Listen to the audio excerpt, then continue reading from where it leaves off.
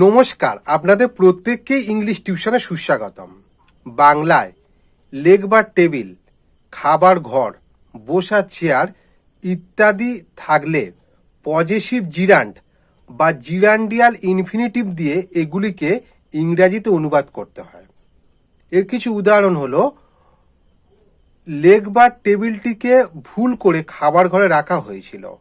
The writing table has been placed in the dining hall by mistake.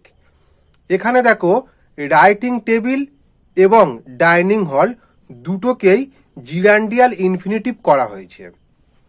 আর একটা উদাহরণ হলো, আমাদের বসার জন্য 3টে চেয়ার দরকার।